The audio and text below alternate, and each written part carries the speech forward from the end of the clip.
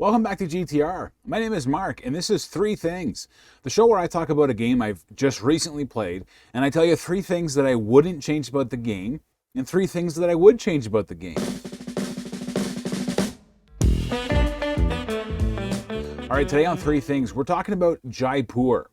This is a two-player kind of set collection, hand management, market speculation-y game for two players.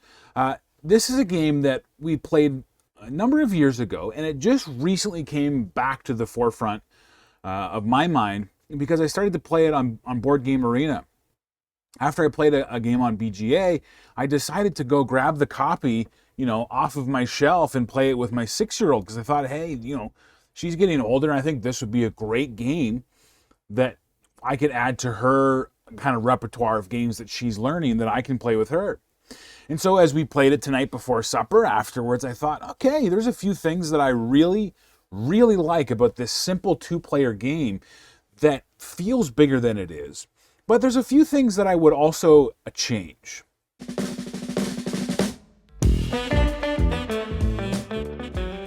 So, number one, in Jaipur, first of all, you're doing one of three things on your turn. You're either taking a single card from the market or taking all of the camels that happen to be in the market at that particular time. You can take one of those cards or all the camels. You can also trade. So you can trade for resources in the market from either your hand or the herd of camels that you've collected. You can trade any number of those. Now, there's only 5 cards in the market at any one time, so the max you can trade is 5. And then once you've traded and made all these things, on your next turn, you can sell these goods to the market. And you get various points based on how many you sell and how valuable the resources that you are selling. So with that said, the number one thing are the camels. The camels that you use as a resource. They're not a resource that contribute to your hand limit, and they're not something that you can sell for points. But what you can use is, instead of using valuable resources from your hand to trade up for resources in the market, you can draw from your herd of camels that you're collecting. So if you want to take 3, silver resources from the market, you can take all of those from the market and trade in 3 of your camels for them. Thematically, I'm not sure the tie's there, but it's a great way to just, take more than one card at a time and just try to amass your set collection that way and then trade them in. There's this decision where you have to make and say, there's some valuable resources in the market right now, but if I take all of the camels right now and build up my herd, hopefully those resources will still be there. Maybe there'll be some more when I take these camels and the market gets refilled. And maybe I can even get more next time. And you can collect all of those, and then in your next turn sell them for big points and big bonuses. So that's number one. The camels used as a resource trading to buy up to get more things than you normally would.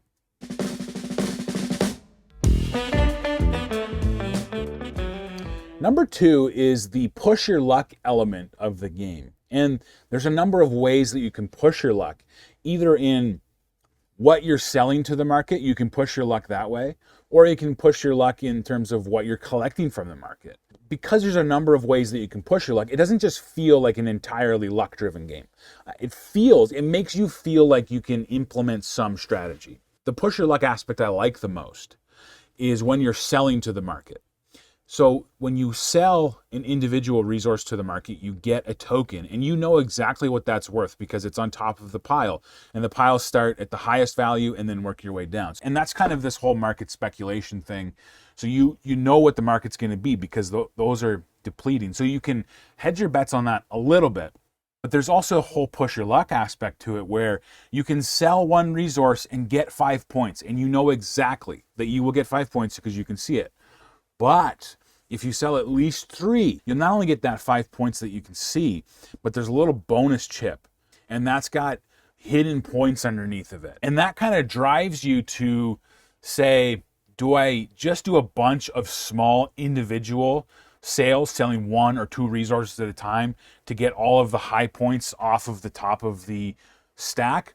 Or do I save up for that big sale and get, if I sell 4, I get all 4 off of the resource pile and I get a bonus 4, and I don't know what the points are. But if I do that, maybe my opponent will get all of the high scoring tiles off of the pile before I can even get there, and I would have gotten less points in the end than if I had just sold a bunch of them. That idea of mixing push your luck with market speculation that you can fully understand and appreciate is, I would say, my favorite part or favorite implementation of mechanics in this game. So that's number 2, the push your luck compared with the market speculation.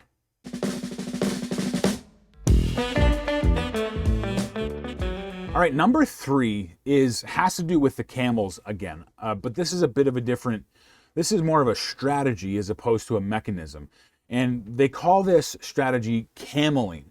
Cameling is when you fill the whole market with camels. So all 5 cards in the market will be camels. And you do that by, let's say, for example, there's 2 camels already in the market and 3 resources. You take those 3 resources and you take 3 camels from your herd and put them back in the market. Now your opponent has only 2 options that they can do on their turn. They can either sell their resources or have to take all of those camels, thus refreshing the market for you on your next turn, which is a great strategy. But if you're not paying attention, or it could backfire and then you're stuck with having to take all the camels or forcing yourself to sell when you don't want to.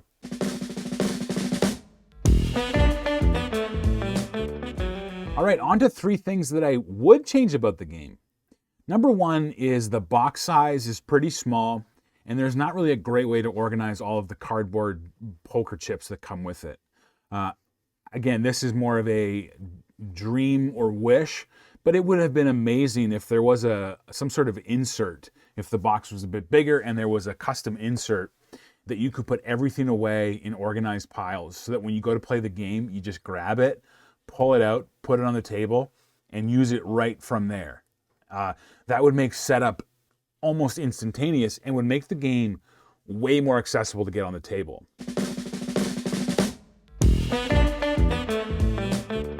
Number 2 is, I wish this was for more than just 2 players. This is an excellent game that has a good amount of push your luck, but an okay amount of strategy, or at least it convinces you that you're being strategic. But there should be some sort of an expansion that adds additional players or adds components that allow you to play with more players. Fundamentally, this is a really solid game that can still be played today and still really thoroughly enjoyed. And it's kind of this double-edged sword. I really enjoy 2-player only games because my wife and I were predominantly only playing in groups of 2. So finding a good 2-player game is really convenient. But when you find a really good 2-player game, it's 2 players only, you go, ah, man, this is so good. I wish we could play with more players. Adding that 2-player only with the larger setup makes that a game that doesn't get brought out that often. And that's why when I played this again for the first time, I went, oh yeah, that was a really good game. I want to play that again. But unfortunately, it just fell victim to those few things and just sat on the top of the shelf for years. So that's number 2. This should be for more than just a 2-player count.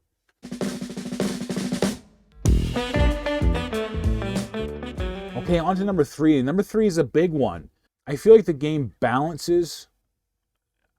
It doesn't balance well between what it is and what it could be or what it should be. I think this should be a game like Seven Wonders or Targi or something that's bigger than it is, but I think it's balancing on that edge and trying to be a quick, easy 2-player only card game with mostly push your luck.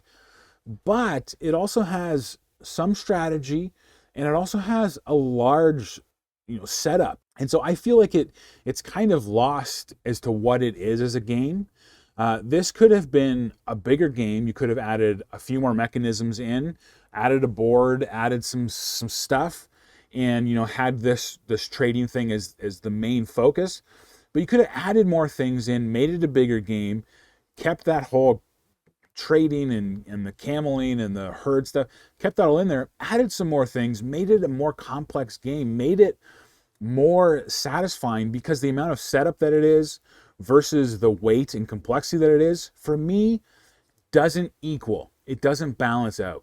That's why the game will probably, after this, go back to the top of the shelf and might not make an appearance for another few years. There would be a much better way to do the exact same game and track resources without the cardboard poker chips. You could do something like Bonanza, and then the points are on the back, and so when you are collecting these sets, you flip them over, and then you get these coins that are just on there, and that makes it so easy to manage it, and that, for me, kind of makes this not as accessible. I wish there was a way that the points were more streamlined, because if that was the way, I would play this all the time.